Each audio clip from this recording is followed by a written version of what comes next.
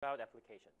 Of course, neural nets are very widely used today, and this will be also topic of our final project. So eventually, currently you're doing Tom project, making this like a matrix vector multiply, thingy, and then that's kind of very basic building block, important building block for the neural networks. So eventually, after this Tom project, we're going to have another lab, ask you to run your matrix vector multiplier to execute simple neural nets. Okay, so that's basically the goal. And so I'm going to give you a brief introduction of neural nets, neural networks, and yeah, hopefully it gives you some a background in doing when you actually do the lab and final project. Okay. All right. So let's start. Here, this is kind of example application of the most basic example of neural nets. So here, let's say you want to do some character, recognition. I think actually this network structure is called a LINET, it's Jan LeCun's network. So it's a LINET. So it's a very simple convolutional neural network, and then the original purpose of this network was, it takes input of a handwritten, zip code, and then they try to do some automatic recognition of this zip code by interpreting that image. Okay, so there are 10 classes. And there are 10 classes, the number 0 through 9. So if you take an input, image, handwritten a digit, and it actually classifies. It actually gives you a vector, a vector with 10 elements with the probability of each number for the given image. Okay, so that's basically what this network does. So given an input image of a number, and it predict one of the 10 numbers. There are 10 possibilities. That's called classes. In this case, there are 10 classes. So it's like an image classifier, and there are 10 classes. This is a very simple example. And one of the kind of classic example of a neural nets is what is called MLP, multi-layer perceptron. So MLP is a neural net where each layer, the neural net consists of multiple layers. The first one is an input layer, and so this is called input layer. And there's an output layer, and there are somewhere in between the two, there are hidden layers. Okay, so there are multiple neurons. So I'm going to describe what is a neuron later. So there are multiple neurons. This is neuron. They're all neurons, and they are organized in multiple layers. Okay, and each layer consists of matrix vector multiply, because basically each neuron actually generates a number, and the neuron takes numbers from the previous layer, and then it basically calculates the inner product between the numbers, a vector, input vector, and the weights in the edge. So this is called neuron, and this is called synapse.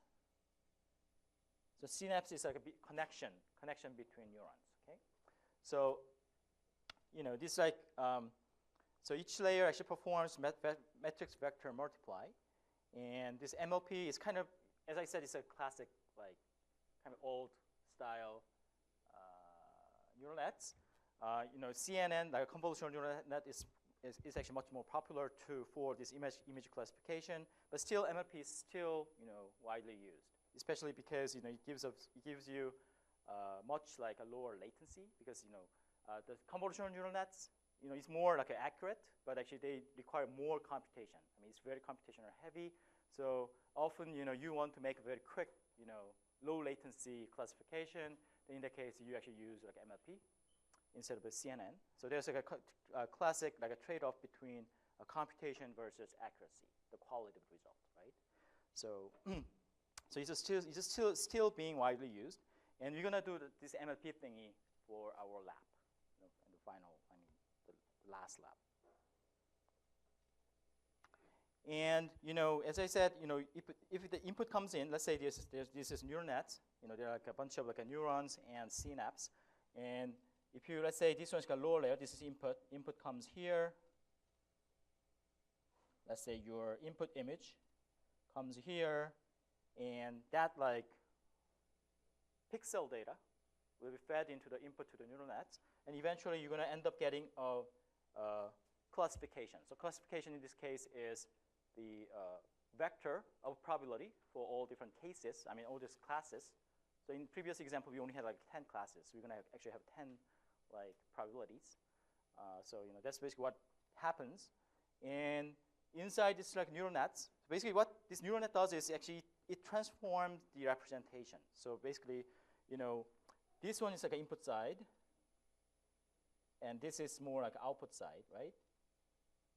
And in the first layer, it actually captures, very primitive features, such as like edges or like lines, all these things. So it's very, very primitive features are captured in this like a low, like input side of like a low, like a earlier like layers, and then they actually are combined to recognize more like complex features.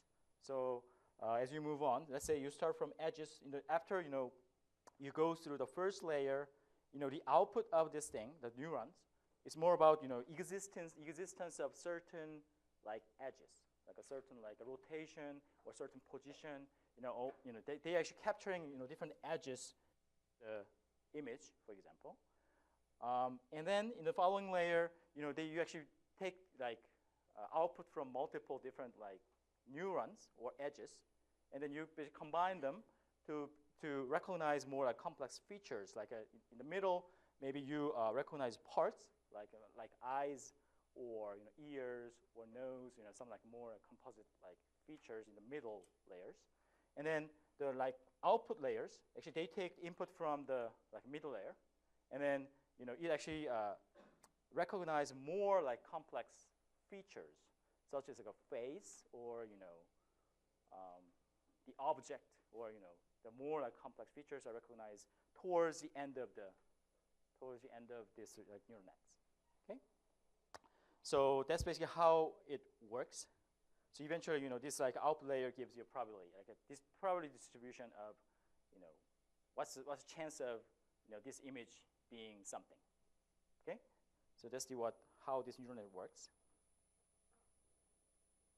So what are the facts and trends in today's neural nets? So neural nets can outperform human in complex tasks. Google like AlphaGo. Alpha can actually beat like a human in playing Go, right? So actually, in case of AlphaGo, they actually combine like what is called reinforcement learning plus deep neural nets. So actually, they actually use like multiple different techniques to play this solve this complex problem. And of course, in like around like 2015, the neural nets start beating human in like image classification, because many of you already know what is called ImageNet. So there's the ImageNet challenge. There are like millions of like images labeled, and then they try to, like human error rate, let's go about like 5%. So at the time, even though human does his or her best, they actually still make errors, because I cannot tell certain like a subspecies of dog. I don't know. I can tell the difference. So, but still, even though human cannot tell the difference, still this like neural nets can differentiate those features, and then they can correctly like identify the classes of the object. Okay. Also, what else these like neural nets can beat like a human? What else? Playing Go, playing some games, right? Like Atari games or something, right? They demonstrated, some like arcade games can be played better by a computer than human, and I don't know. Someday maybe they can also beat human in playing StarCraft or something, right?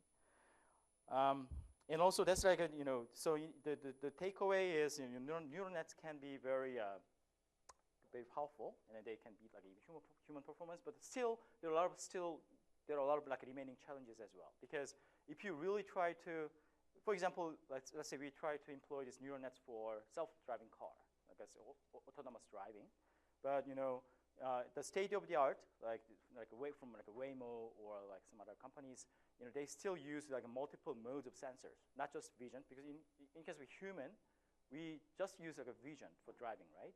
Of course, we still use some like a voice hints, like sound hint, like by honking the horn or something like that. But still, primarily we use like a vision only. But in today's like a self-driving car, they use not only visions but also like lidar and lidars and all these like sensors and bunch of like different sensors. And also, there are a lot of like errors. So one like limitation of neural nets is basically if you train the neural net with a certain set of data, it's actually very difficult to adapt to different set of data.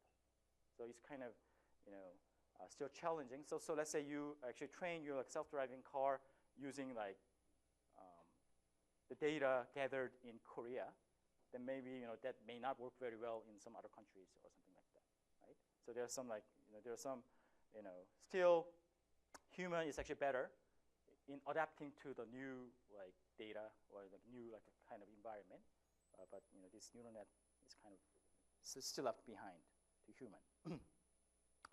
And also they are becoming more and more popular, not just in like servers and complex like like server-like machines, but also in mobile and embedded devices as well as servers. Because today's like a phone has a lot of like AI like features, and then at this point they actually use cloud. So whenever you try to say something in Siri or S-Voice or whatever voice assistant, Google Voice, then actually what they do is they actually send the data to the cloud, and all this cloud actually does all this heavyweight computation, and then the result comes back to your device, right? So it's kind of suboptimal because there are multiple problems with this model because there's some like privacy concern because your data, voice, or some sensitive data is actually sent to the cloud and processed there. It's kind of people are worried about their privacy, and also it may take some latency. It takes some time to go over the network. Of course, network latency is pretty small these days, but still sometimes we can actually feel the noticeable difference between the local computation and the remote computation. So that's kind of concern. So, so still, I mean, there's a lot to do, especially on this client side. So the takeaway is, these like deep learning neural nets, they achieved a lot of things, but still a lot to be done as well. So questions, the questions we want to answer in this lecture is how can this like simple like a matrix multiply, matrix vector multiply can outperform human, and also how this current hardware system run neural networks, and how does our matrix vector multiply do in real like neural nets. Okay, that's basically questions we want to answer in this lecture. And what is this like a secret like magic? What is the magic of this like matrix multiplication?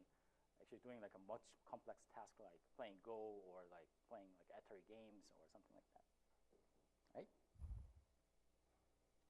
Okay, so I think this part is about like biology. So I'm not claiming expertise in this part. So please, if you I just ask you to I try to identify some of you from this like a biological background. Oh, I found one. 최현지. Where is she? 없어? 이럴 수가. 생명과학부 학생이 하나 있었는데 안타깝네요. Okay, so yeah, so I'm going to explain how this like a human visual system works. Basically, this like neural nets idea is taken from this like a human biological system, and yeah, I mean, great school like SNU, the knowledge doesn't flow in one direction. Everyone teaches and learn from each other. That's the ideal of great school. So please, if you know the biology, better, please jump in and to help me. And I won't take any question. No. All right, so I'll do my best. So here, this one is like a human, like a vision system, how we recognize this image, or people, as human, how we can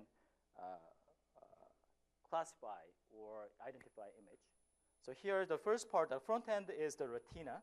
The retina is 망막 in Korean, right? So So retina is basically a sensor. So if you have like eye like here, if human eye looks like this, there's a lens, right? Of course, there's like a lens, and the image will be actually reflected on the backside of the eyeball. Okay, so this part is called retina, 망막, right? And in 망막, there are a bunch of, on this side, there are a bunch of cells, like sensors, which are called retinal ganglion cells. Or in Korean, this is called 망막절세포. Okay, so this is kind of a sensor. So there's a cell, but it actually react to light. Okay, so if the cell looks like this, so this one is a cell, and on this side there are a bunch of like a receptive like a fields. I mean, you can if you magnify it, it looks like this. So this is called like an on-center cell. So this is, of course, there's another variant called off-center cell, but this one is an on-center cell because if you actually have like this part of sensor, only the center part is sensitive to the light, and this is sensitive, and this is not sensitive, this part. So if your light comes in, if it shoots the center of the cell, and then it generates some like a signal, like it generates spike, right? Otherwise, if you light actually hits on this like off side, then it doesn't react. I mean, it's just off, right? So this is, as I said, this is just sensor. So if you actually take the light, and we have like a bunch of like array of these cells to actually recognize different like part of light. So that's the first part of the front end, retina, and then now actually it moves to the back, the back of the brain. I mean, this is called like primary visual cortex. One. So this part is actually where the visual processing actually happens. So in the middle, in between the two, the retinal ganglion cell and V1, there are set of neurons called LGN. LGN stands for lateral geniculate nucleus, whatever it means. So LGN cell actually they connected the two parts. I mean the sensor and the processing parts. This one actually shows the LGN. This is the LGN, connecting the two, the sensor from the processing part. So and now this like a light, the information about light will actually eventually arrive to the behind the back part of your brain, so which is the primary visual cortex or V1. This is like a first stage of visual processing. So as I said before, in the first part in V1, it actually process very simple features, just like edge, right? Like similar like a line. That part is actually processed in V1. And as you move on, there's like a V2 and V3 and V4 and V5.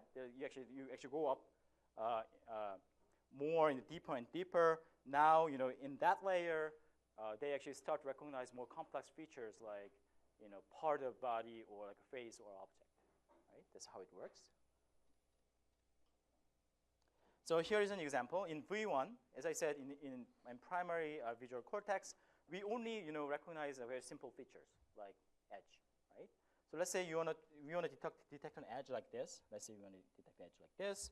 Then these like actually information from like sensors are actually connected to this like a neuron. So like you can think of it as like one neuron actually detects like a very specific segment of edge. Okay. So here, let's say you want to actually detect like this edge, like this like diagonal edge. Then these like neurons. These neurons are actually connected to the receptor of this like a V1 neuron. And if all of them are basically activated, then basically that actually generates like a strong response because all of the input neurons actually make a spike. Then that's actually received by this like V1 like a neuron, and actually propagate this very strong like response to the next level, right? But what if actually this one is a little bit off? Let's say this like this one actually these are actually connected to these like diagonal cells. But if you actually have the light coming in is a little bit off from the pattern, diagonal pattern, then some of the neurons will actually fire from input, but others not, right? So in this case, only like these 3 neurons will fire from the previous stage, but these like 4 neurons will not, right? So in this case, this one actually has a very weak response in comparison, right? So in this way, but we actually have a bunch of like these neurons. So actually, these different neurons actually detect different like a kind of edge and different orientation. So you can actually make the arbitrary number of these like segments, right? So you can think of it as like a different V1 neuron actually detects like a different shape and different like orientation of the light pattern. So in this case, this one is basically what this V1 neuron does. So if you actually model like this behavior using like a very simple, vector to vector multiply, how can you model it? By the way, this one is called like artificial neural nets. These are artificial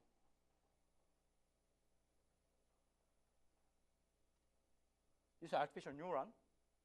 So it's because it actually tries to mimic the behavior of this V1 neuron, right? Because let's say there's input coming in from the previous stage, let's say multiple inputs, and you multiply the value, this like input value with some like weight, okay? And then you sum them up, which you accumulate them, and then that's the value of this neuron, right? Of course, before you generate the number, there's some like a function called activation. So you go through activation, but generally the concept is that the value is actually coming from the previous stage, like a previous sensor, and then you multiply the value with the weight of the connection, right? Of a synapse, right? Weight of connection, and then you add them up, and then that value will become the value of the neuron. And after that, you apply something like activation, like a nonlinear function, and that's the final value of the neuron. Okay, so that's the reason why we can actually model this thing using like a simple vector to vector multiply. Because if you have like an input vector and weight vector, then you can simply take the inner product of the two, right? You just multiply the corresponding elements, and that's your value of the neuron, right? So that's how we mathematically model the behavior of this neuron. And also this like a weight is, this edge is called like a synapse, connecting like a multiple two pair of neurons. And then, this like a value of weight is basically, the strength of the connection, right? So if you're actually very, close and very strongly connected, then the weight value is very high. Otherwise, the weight value will be very low, right? So that's basically the idea. And also, there's concept of ocular dominance column. So what is ocular dominance column is that, we actually have like a bunch of like arrays. Let's take a look at this thing first. So if you have this like a box, actually, I don't know whether you can see it. This like one box actually signifies one neuron. So this one actually, detects like a very specific edge pattern. And if you see like in this like a row, in the same row, there are like they actually are different neurons detecting the same edge, but with slightly different orientation, right? So if you have like, in this case, how many? We actually have like 10 neurons. They actually detect the same like edge, but they are slightly off from each other. So orientation is slightly different. So if you have like this array of neuron, then you can actually detect like this edge with like different orientation, right? And also there you can actually have like a multiple different types of edge, like a different shape of edge along this direction. And also the concept of the ocular dominance means that sometimes this neuron are more like sensitive to either like a right or left eye. Right? Sometimes it's specific like a column, a specific row, a specific array of these like neurons are connected to either like left eye or right eye. So if you see it, like now you see like LR here. Maybe this array is controlled by like a left eye, and the blue one is controlled by right eye, and vice versa. So there's a bunch of like arrays of in this case there are three-dimensional arrays of neurons. They're controlled by both like left and right eyes. That's called like an ocular dominance column. So ocular dominance means it's either sensitive to either like left or right. So now, now if you have like this, this shape, now this one becomes like a matrix to vector multiply instead of just vector multiply, right? Because we have like a bunch of like arrays of neurons. So now it becomes like a matrix vector multiply instead of like a vector multiply. All right, so complex cells and position invariance. There's also like some. So far, what it covered is called like a simple cell. So simple cell only detects like a one segment or a simple like edge, but there are also like a special cell called a complex cell. So what is complex cell is they can actually detect the segment, but they are like position independent. For example, let's say we have like those patterns. Let's say let's compare these two. So this like edge and this edge. And they actually, the edge, like the yellow one, the yellow strip, they actually have the same shape, right? And they have same like orientation. But the only difference is the location, the position, right? So if you, in like a simple cell, different simple cell actually detect like a different like edges, different like edges like this. But if you have like complex cells, then actually they respond strongly in both cases. Because in complex cell, they actually provide position independence, meaning that if the edge is found, then it actually reacts to it regardless of its position. That's what this complex cell does. And then there's no magic. The complex cell is nothing but just it actually takes the input from multiple like simple cells. Okay, there are like multiple simple cells, and they actually provide input to the complex cell. And complex cell actually see any of these thing fires, then the complex cell basically fires. So they actually, detect the same like edge in different positions using just simple like a one just complex cell. There's like a position like invariance. Also, this is like a similar thing. This is called like a hyper complex cell. They also provide the position invariance. The conceptually they are the same. So as I said before, in V1, like the primary visual cortex, it only recognizes very simple like features like edge or line, right? But eventually this one is the retina. This is sensor, and then it actually this sensor value is propagated to the back of the brain through these LGN neurons.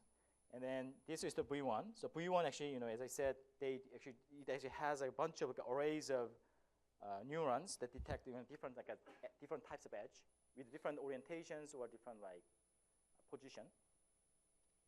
So it actually detects all these like simple like features, and they actually propagate this information to V2 and V3 and so on to actually detect more complex features. And by the way, there is like a theory called like a two-stream hypothesis. So if you see two different like colors of information flow, right? So information actually comes through the eye, and there are two different flow of information. The first one is like a red, and second one is like yellow. Second one is blue. And here is the theory. The theory is that the human visual processing actually takes the two different streams. If the vision comes in, and then it actually branches, and then it takes like it activates two different parts of the brain. The first part is called like ventral stream. The first one is called ventral stream. So this part is like a red one. So this one is more like the image classification. So if the image comes in, it actually propagates to the V1, V2, V3, and V4, and eventually identify a very complex feature. So this one is about identification. Okay, it's basically what the image is. Okay, it answers the question of what the image. And second stream is this is called like a dorsal pathway. And this one is about position of the object. Okay, so this is about like identification. This is about like a position. So this part, it actually detects how far the object is from me. All these things are processed in different part of the brain.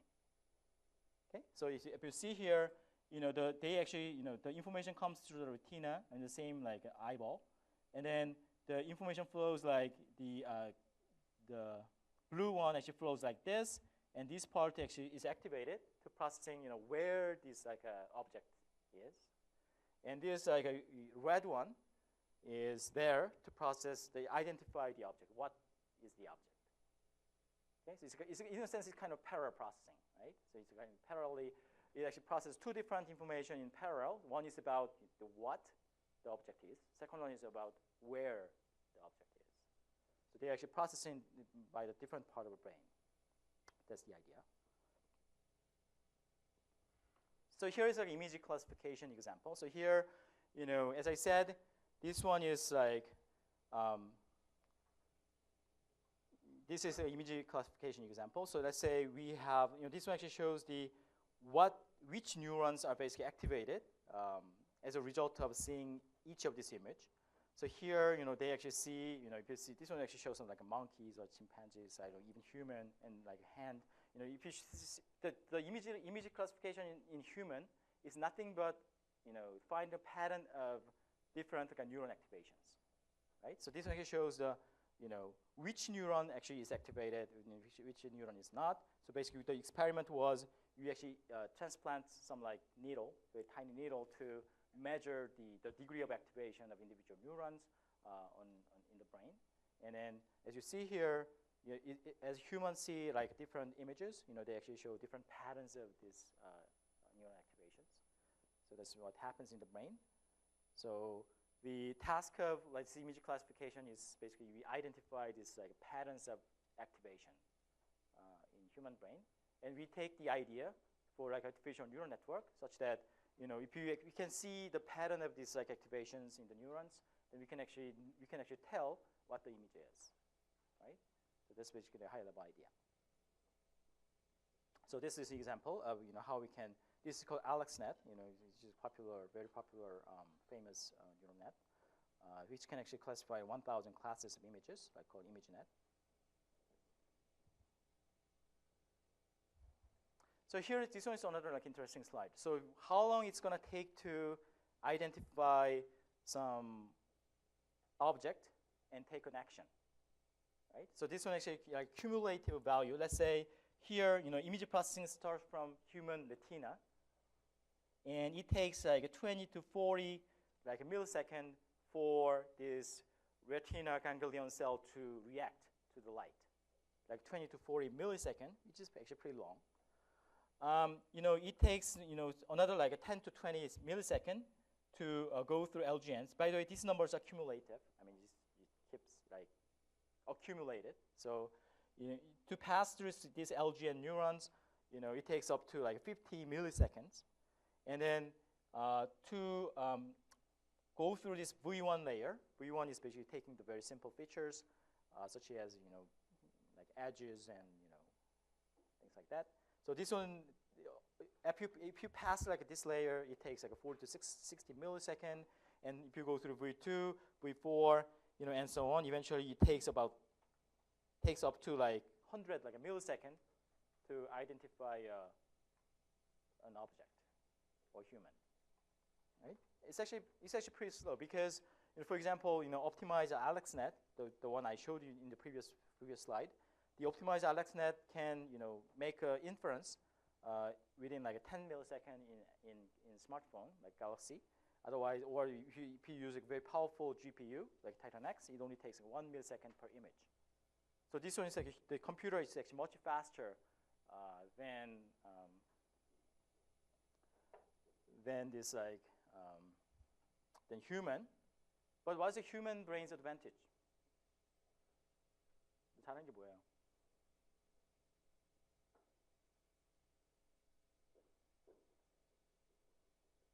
휴먼 브레인은 그럼 쓸데가 없나?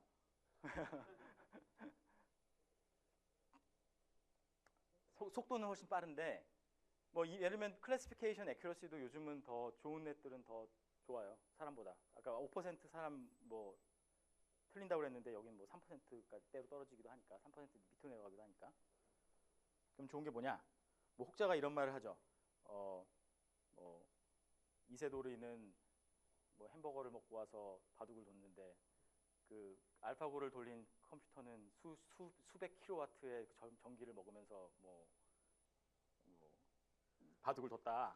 그러니까 같은 태스크를 하는데 훨씬 많은 에너지를 쓰이죠. 그러니까 사실은 정말로 어떻게 보면은 굉장히 그 에너지 이피션트한 시스템이죠. 휴먼 브레인이. 그죠? 굉장히 어떻게 보면은 적은, 물론 사람의 전체 그 몸에서 쓰는 에너지의 양으로 보면은 굉장히 큰 비중이겠지만, 그럼에도 불구하고 우리가 요즘 쓰는 컴퓨터가 쓰는, 예를 들면 잡아먹는 그런 파워에 비하면 적은 그런 그 에너지를 쓰면서 어떻게 보면 컴퓨테이션을 하는 거죠. 그래서 사실은 뭐 퍼포먼스로는 모르겠지만 에너지 이피션시로는 아직도 휴먼 브레인을 따라오려면 한참 멀었어요. 그러니까 같은 태스크를 하는데 사람의 그 에너지 이피션시를 거의 따라오려고 하면 아마 수백, 수천, 아마 오더 오브 매그니튜드 차이가 날 거예요, 현재로서는.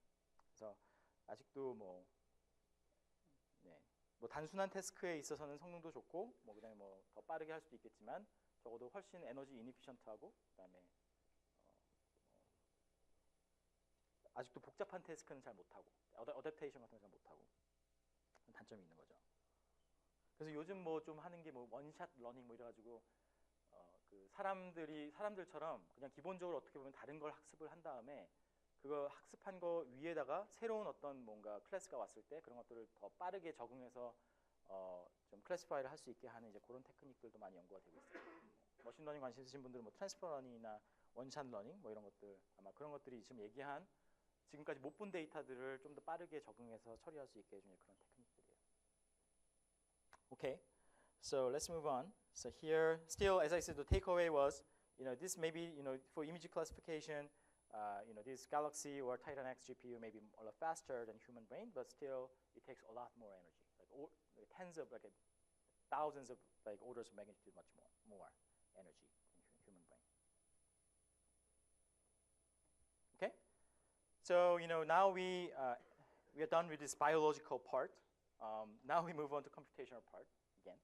So let's talk about how we can build simple neural networks. So we're going to go over two different models. One is like MLP, multi-layer perception, and second convolution neural nets. Okay. All right. So let's start. Let's start with MLP. So MLP is as I said, like a LUNet, which is very simple, fully connected like network. So this is called is fully connected because all the neurons in one layer is connected to all neurons in the previous layer. So basically MLP is like a fully connected.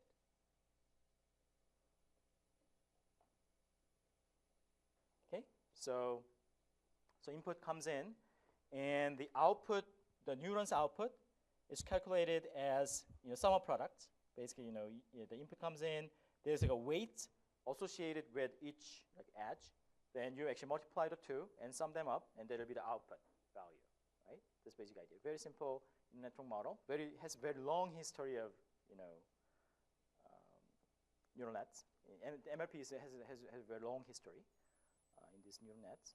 So each layer, it takes like m inputs and generates n outputs. Performs m multiplications between m inputs and associated weights to give an output. Okay.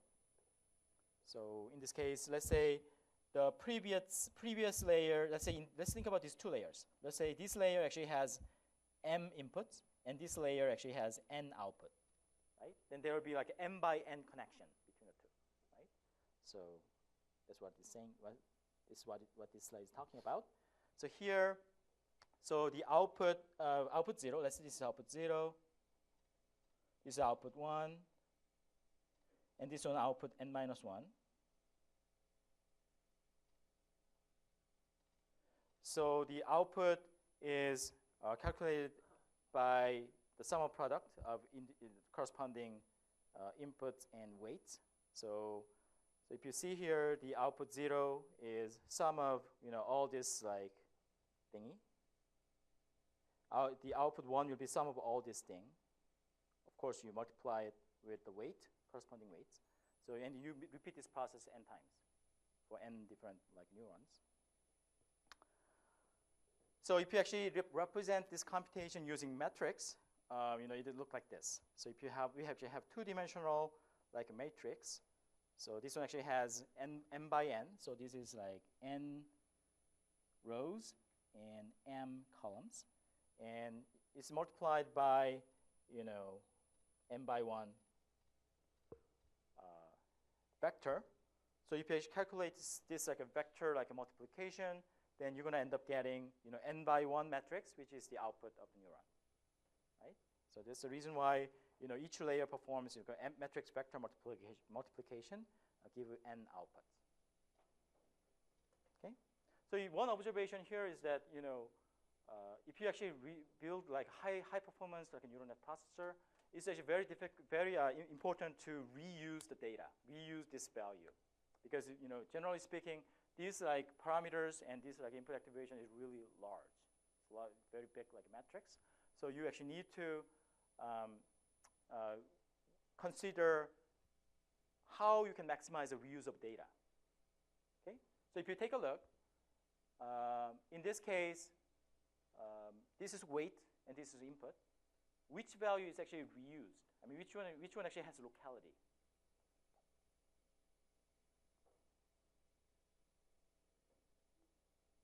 Temporal locality, in this case. What I mean by locality is temporal locality. Which one is reused? Which value? Input is reused, right? 그죠? 왜냐하면 if you do matrix multiply, you read like this row and multiply with this column. And then for the second row, you read this thing and you multiply with this column and so on, right? So this one, there's no reuse for weight. Right? You only it's only read once and just discard it. But in case of this this input activation, they are reused n times, right? So if you really want to design, for example, you design a cache, you probably want to put this like input data in the cache, but you don't really want to put this thing in the cache because you only pollute your cache space, right? So the popular the approach in this case would be you allocate like a small on-chip buffer to put all this like input activation in the buffer, and this one is basically stream. I mean, you just come in once and just use it and discard it, right? There's no locality for this thing. So just that's how you use your on-chip buffer if you want to maximize locality. So what does each neuron do? You already know, right? So we already talked about how we compute the value of this like output value, but one thing I missed was this activation, what's called activation. So before we actually produce the value, we apply some like a non-linear function called the activation function before we forward the data to the next layer. So that's basically what this single neuron actually does. So it actually computes the sum of products for all the connections from the previous layer, and then apply activation function, and that will be the output of the neuron. Okay, that's what happens. So if you actually have like a simple like a single neuron, then what you can do is basically you can do what is called binary classification, like a 1 or 0, like maybe some existence of some feature or not. It's like a 1-bit classification, right? So let's say we have like a simple neuron, then this node computes sum of product. Okay, so this node computes sum of products. So it actually takes the value from the previous like input and calculate sum of product. In this case, sum sigma wi of xi, right? That we computed in that node, like v, and then we apply this like a phi, that is activation function, to generate the final output value y, right? And then, by the way, this like a fixed input, this one is called bias because sometimes we want to actually add some constant term, and that's called bias. So in this case, this input is 1, so it only add this like a constant bias to the sum of product. And so once you actually compute this value, by taking the activation function, let's say we actually take the activation. So if you take the activation function, in this case, let's say we assume we take a step function as activation. So in this case, the implication is if this value is like a negative, then the output will be 0.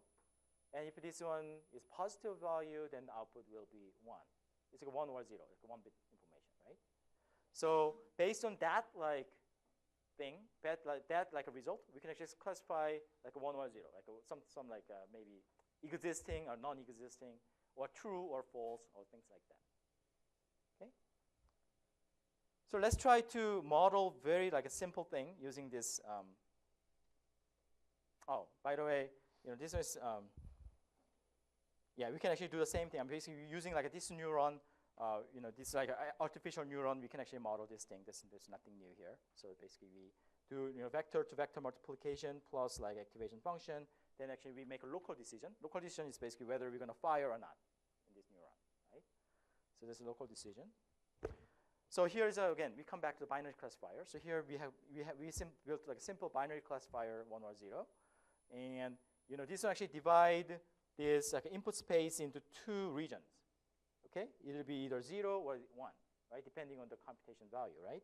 So that's basically if you actually only have like a 2-dimensional input, like x1 and x2, this one actually divide this entire input space into 2 segments, either class 0 or class 1. Right?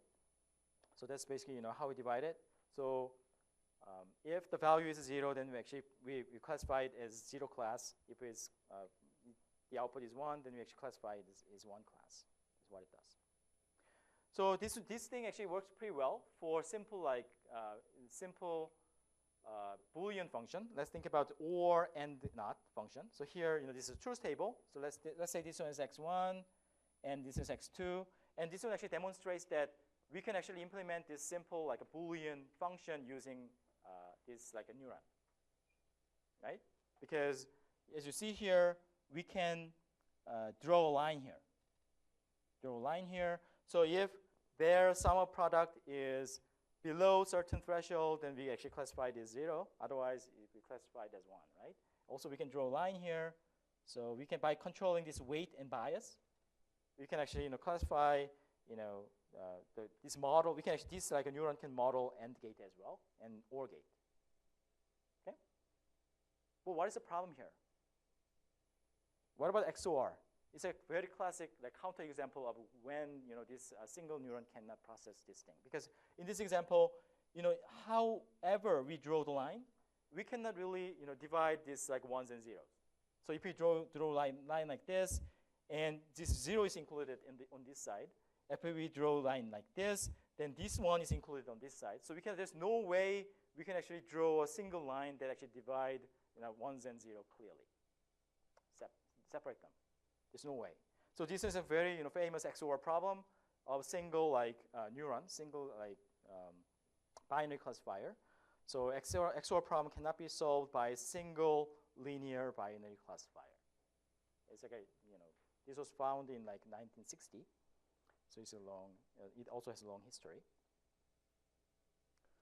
So how we can solve the problem? So we actually now introduce multiple layers. So instead of using a single neuron, now we can actually stack them up to use multiple layers for higher order function. So here, this one is an example of a step function. Activation is a step function. But by introducing multiple layers like this, let's see now we have multiple layers. So this one is input layer, output layer, and this is a hidden layer. There are some hidden layers, right? What the hidden layer does is it actually changes the representation. It's like a transformation, right? Because you take this linear algebra or like a matrix computation, you know what is transformation, right? So here, let's say this one is original value. Let's say C and D. What we want is we want to separate C and D from A and B. But if we have this a parameter space, however we draw the line, we cannot separate A and B from C and D. A and D from C, B and C, right?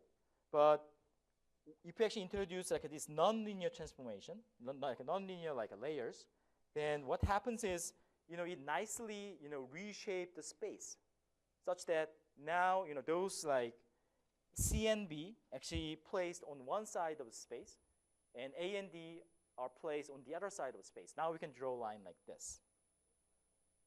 Okay, so this one is some a nonlinear transformation of this original space to the new space, such that now we can actually draw a simple line to actually classify them easily. So this non-linearity comes from the step function and bias, because we actually add bias. That makes it non-linear, and also because a step function or some activation function that introduce non-linearity. So to make it a non-linear transformation,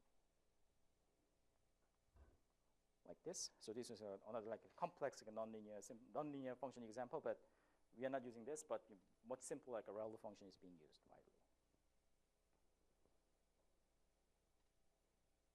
then the question is how we can, they are weight. These are called weights. This is like a value of this edge. They are called weights. So once you actually have like a deep or some multi-layer neural nets, the question is how you determine this like a weight, like an edge value, right? So that's called training. So the training is the process of fixing this weight in your nets, right? So once you actually fix this these weights properly, then now you can use it for testing your hypothesis, testing for classification and so on. Right? So that's called training. So we're gonna briefly touch like this training part as well in like the next lecture, next time, probably. So here, as I said, by introducing like more layers and nonlinearity, so now we can, better align those data. So in the previous like original like a data space, original like input space, the zeros and look like this. They are very, there's no simple way to classify them. However, how well you draw the line. But if you actually do you go over these like multiple layers, now you actually transform the space to place one of these like class of inputs on one side and the other class on the other side, so that we can actually do this classification much more efficiently. That's the point of having like this deeper neural nets and using like nonlinear functions. Okay. All right. So it's about MLP. So now we move on to the convolution like neural nets. So convolution neural nets is the de facto standard for image classification. So let's see how it is organized and how it works. Okay. 우리 학생들 근데 뉴럴넷 같은 건 어느 머신러닝에서 가르치나? 데이터 마이닝 이런 데서 가르치나? 뭐 어디서 가르치죠? 응? 딥러닝의 기초나 기계학습개론. 기계학습개론은 언제죠? 2학년? 3학년? 아, 그래요? 근데 다른 과목에서도 듣지 않아요? 이런 거? 아닌가? 이런 내용을 처음 들으시는 분. 생각보다 많구나. 다른 과목은 어디서 가르쳐요? 혹시 컴퓨터 비전? 다 4학년 과목이네. 네. 오케이. 알겠습니다. All right, let's move on. So here, so we come back to our original like line detection in primary visual cortex, like V1. And as I said, now we can actually model this simple neuron using this artificial neuron, which does like a sum of products and step function, like some activation function. But you can think of it like as a convolution. I don't know how many of you have a convolution operation. If you take like 공수 같은 데서 하나? 트랜스포메이션 뭐 이런 거 배우죠. 라플라스 트랜스폼이나 뭐 아니면 뭐 컨볼루션이란 말 알죠, 뭔지? 공수에서 배우나? 공수. 모르. 컨볼루션은 그냥 리니어, 그냥 원 디멘셔널 그냥 리니어 벡터들의 그 서머 프로덕트, 이너 프로덕트 구하는 거라고 생각하시면 돼요. 네. 네, 일단은 어쨌거나 this one is convolution operation in a sense because this one actually computes the there are two vectors and it actually compute this like inner product between the two vectors. So that's, in a sense that's kind of convolution. But what happens we actually extend the idea into 2D input case. So here let's say we have like two-dimensional input image. Now input is like a two-dimensional instead of just one single dimension. And we apply filter. The filter is you can think of it like it's two-dimensional vector of weights. Okay, so this one is like a weight 0, weight 0, 1. You can think now, because now we're dealing with the two-dimensional space, two-dimensional input. This like the weight is also like a synapse is also like a two-dimensional. This one is like a filter, like two-dimensional. Two-dimensional array of weights, and we actually have an input image, And the way it calculates the output image, it calculates sum of product for this region. So, we overlay this filter on top of this image, right? So it overlay like this. And there are like a multiple, let's say we assume like a 3x3 filter, like 3x3, and then we actually have 9 values, right? So if you have like 9 values, then we calculate sum of products between corresponding elements from input and the filter. And this sum of product will become the value of the output pixel, like one bit. One pixel, right? So that's basically how we handle this two-dimensional inputs in convolution. So this one is convolution, and the value of the next thing. Let's say we want to compute the value of the next pixel. Then we actually move this thing by 1 pixel, like this. Let me use different color. Here, let's say I'm going to use this blue color. So now, if you want to compute a value of this thing, now we actually shift this a filter by 1 element. Also, we assume the stride is 1. The stride doesn't have to be 1, but we assume stride is 1. Then now the input image is still there, and we simply move this entire filter by 1 element, and we do the same thing. We actually do compute the inner product of our corresponding elements, and then that value now becomes the value of the next pixel, and so on. Okay. So here, if you have a hard time understanding this thing, there's very good example, like reference, in CS 231 in Stanford. So if you go to the link, this is actually a snapshot, basically how we compute the convolution. So here, as I said, this filter and this input weight, you actually take the inner product of these two-dimensional vectors, and that actually generates a component of 1 output. Like this. So if you this one is more visually, is with the animation. So please, if you have hard time, please take a look. I recommend.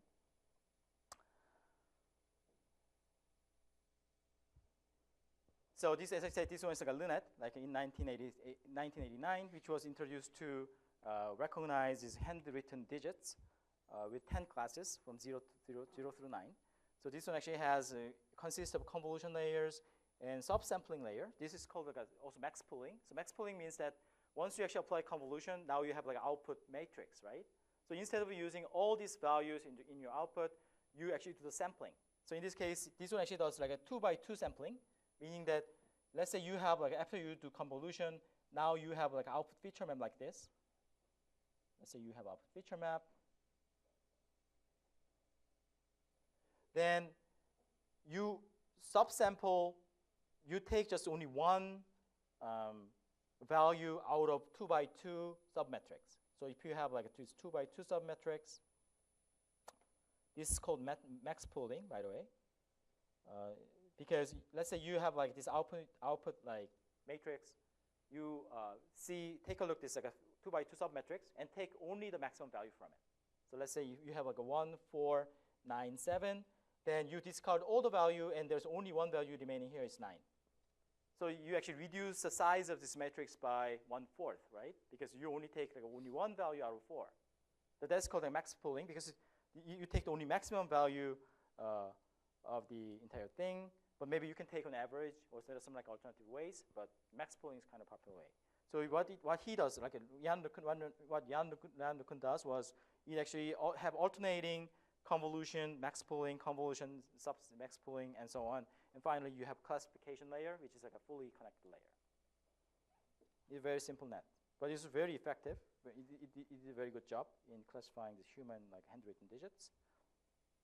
And also for training, they actually use what is called back propagation. So I'm going to explain back propagation later. So here's another view of convolution. This one is not very, may not be that friendly, but it's actually not that difficult either. So here, let's say we have input feature map, and we have a convolution output here. Maybe the next one is actually better, easier to understand. So here,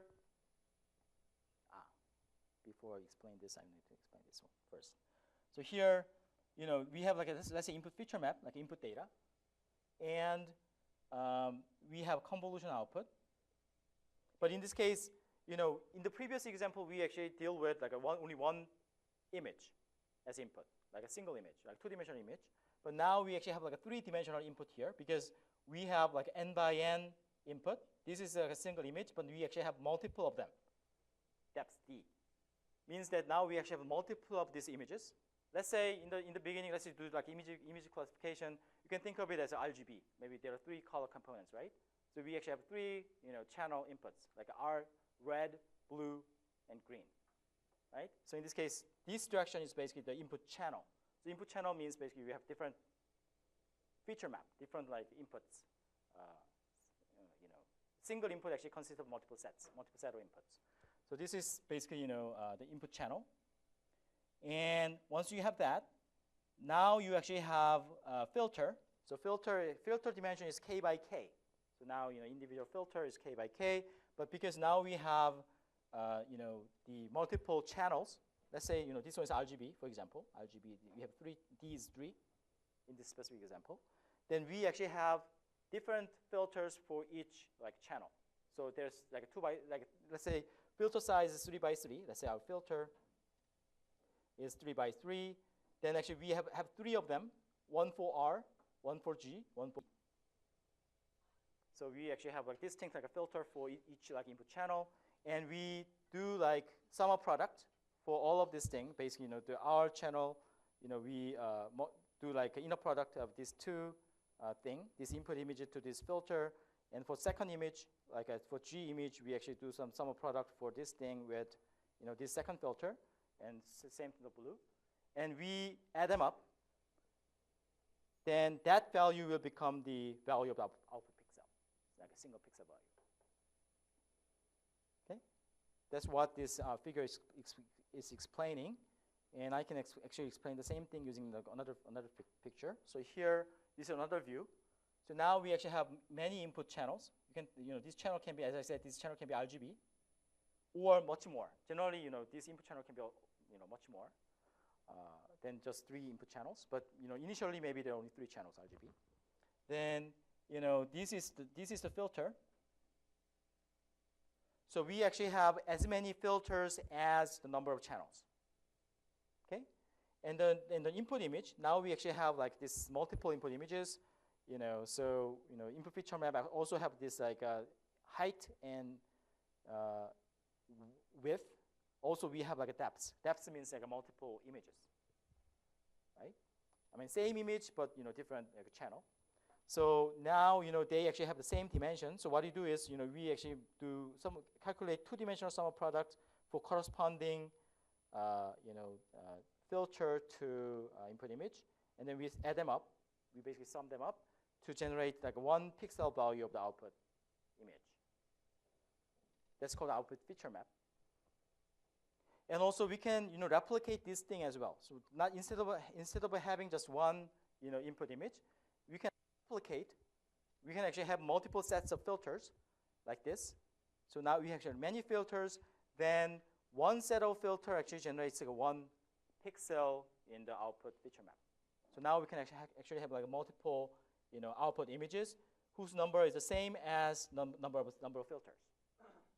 Because like one set of filters actually generates 1 output image, but now we actually have like m sets of filters. So if you have m sets of filters and the output image, we can actually generate m output images, right? So that's how we actually process this 3-dimensional input to this 3-dimensional output, which is the standard being used. This is the standard, all this AlexNet, all these like popular GoogleNet, all these things are using this like 3-dimensional convolution. Then how we can actually perform this 3-dimensional convolution? So here, this 3-dimensional convolution requires, multiplying of, this thing. Basically, we need to multiply this block of data with corresponding, set of filters, and then that generates like a 1-bit, like a pixel value, right? So in this case, here's the assumption. This is a very concrete assumption. Let's say input size is like a 3 by 3 by 3, means that this input size is like a height and width is 3 by 3, and also we have like a 3 channels, like this like a 3 is like a channel, and the output is like a 2. This convolution kernel is 3 times 2 by 2, because this one must be 3. Because the set of the number of in the previous slide, the number m, how many sets of filters we have must be identical to the number of like input feature maps, right? Because we have three input feature maps. This depth is 3. We also have to have like 3 sets of, right? And then this 2 by 2 is the dimension of the individual filter. The filter looks like this, 2 by 2, but we actually have 3 of them, like this. That's the filters. We actually take the convolution of these 2, then we can actually generate the output. So here, here how this actually computation is done. So this, what in reality, what we do is basically what is called IM2 call, image to column. So image to column is basically it's a matrix transformation. Matrix transformation, basically changing this, transforming this 2-dimensional data into like a single-dimensional, like 1-dimensional data. Okay, because if you see here, we have like 3 different like input channels. Let's say this data, input data is D. So input data is D. We assume this input is 3 by 3. So here, yeah. So we have the 3 vertical dimension. So we have like 3 input channels, and the 3 input channels may be RGB, like a red, green, blue. And we have filters. We have 3 filters of 2 by 2.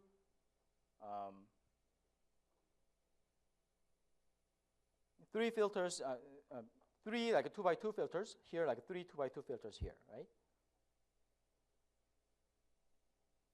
The output is like, we actually have like 2 output channels because we have like, this 2 by 2 is determined by the dimension of this convolution kernel, but we actually have we have 2 filter sets, right? This is the M. M is 2. Means that we actually have 2 sets of filters, so that output channels will be 2. Number of channels will be 2. So here, we basically unfold this output matrix. Then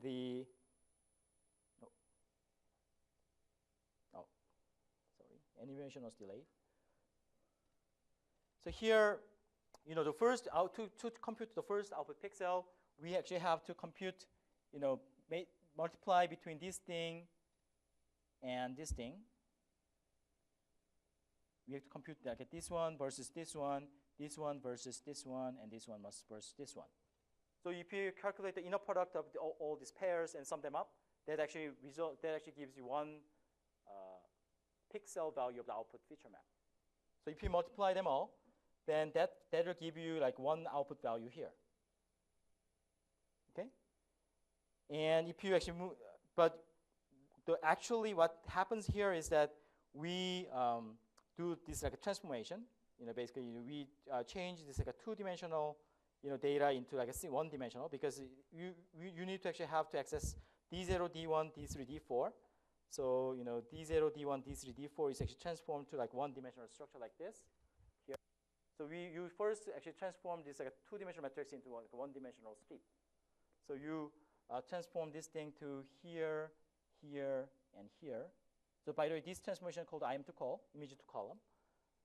And for next one, you need to compute the convolution between this thing and this one, and this one, and this one, and this one, and this one. Again, you first actually transform this 2-dimensional matrix into like a 1-dimensional array, like this.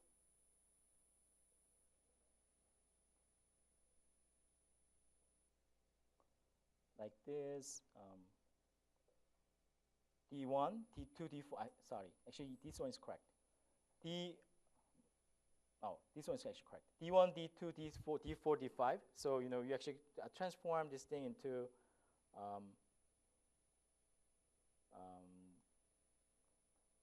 like 1-dimensional like array, and then you do this like like an inner product.